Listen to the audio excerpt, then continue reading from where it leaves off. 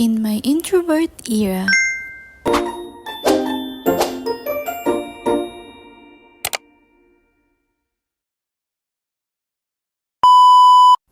These past few weeks nga ay inaatake ako ng pagiging introvert ko. Hi, it's me Yana and my day goes like this. Late in the afternoon nga nang maisipan kong lumabas at maglakad-lakad, and it's not very far from home. And that's the good thing na kapag lumalabas ako ng hapon ay may mapupuntahan akong ganitong kagandang view, which makes my mood lighten a bit. Dahil nga natin the mood ang person, kaya naman ayaw niya makipagkita o makipagsalamuha sa mga kasama. And here's a new thing which I just discovered to myself, na para bang bumabalik ako sa pagiging high school era. Before, I love reading and writing some poems. Pero syempre, while we are growing, nagbabago din naman yung mga gusto nating gawin. And this time, I found myself happy reading this kind of book. Actually, nakita ko lang to sa drawer ng alaga ko. I'm not sure kung nabasa na niya ito. And when I opened the first page, this line caught my attention. It's my day off from work and I'm walking down the same familiar street na para bang related ako sa first line parang ng libro. And yun na nga yung reason kung bakit ko kinuha at tinuloy basahin itong librong hawak ko ngayon, na para bang isa akong character sa librong ito. Ilang beses ko na nga rin sinusubukang magbasa kaya lang nauudlot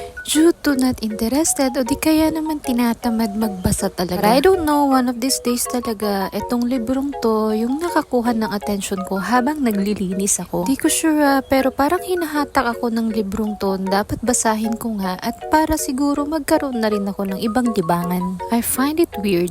Alam ko na wiweirduhan ka din. Pero sabi ko nga hindi naman masama kung mag-try tayo ng mga new things, lalong-lalo na kung makakadagdag naman ito sa ating mga learnings. Anyways, hindi naman kabawasan sa ating pagkatao kapag ka nagbasa tayo ng libro, bagkus nakakadagdag pa nga ito ng ating kaalaman. Ilang beses ko na rin pinaplanong pumasok sa kong library, kaso medyo mahiyain ang person. Kaya for the borrow muna tayo ng mga libro ng ating alaga.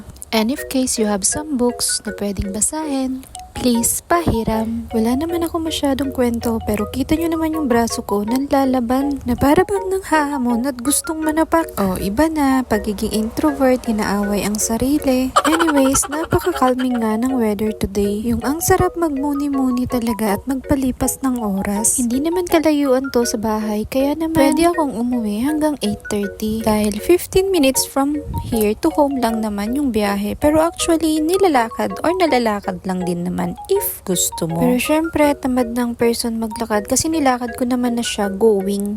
So, nag-ride na lang ako ng bus dahil mura lang din naman ang pamasahe. Every page I turn niya naman ay talagang ninanamnam ko yung mga binabasa ko, yung parang ini-imagine ko siya na nandun ako sa loob ng libro. At inabot na nga tayo ng gabi dito sa pagbabasa. This place naman ay napaka-safe kaya naman okay lang kahit late ka nang umuwi as long as hindi ka lalagpas sa curfew na binigay ng amo mo. As time pass by nga, ay talaga namang nakakasawa na nga dito sa Hong Kong. Yes, may mga araw din talaga nang gustong-gusto ko na talagang umuwi. Pero dahil nasa hirap ng buhay sa Pinas ay hindi pa nga pwede. Pero in God's perfect timing ay makakauwi rin tayo. Sa ngayon, konting tiis pa nga para sa pamilya rin to. Naway sa ating lahat na OFW ay matagumpay nating makamtan ang ating mga minapangarap na magandang buhay para sa ating mga mahal sa buhay. Hindi man tayo magkakakilala pero alam ko pare-pareho nga lang tayo ng goal sa buhay, na mas pinili nga nating lumayo sa ating mga mahal sa buhay para magtrabaho nga dito sa abroad. Darating din tayo sa araw na kung saan hindi na natin kailangang umalis. Nasama-sama na ang buong pamilya at wala nang magsasakripisyo at kailangang lumisan sa sariling bansa. I wish and I pray na lahat tayo ay maging successful na sa buhay.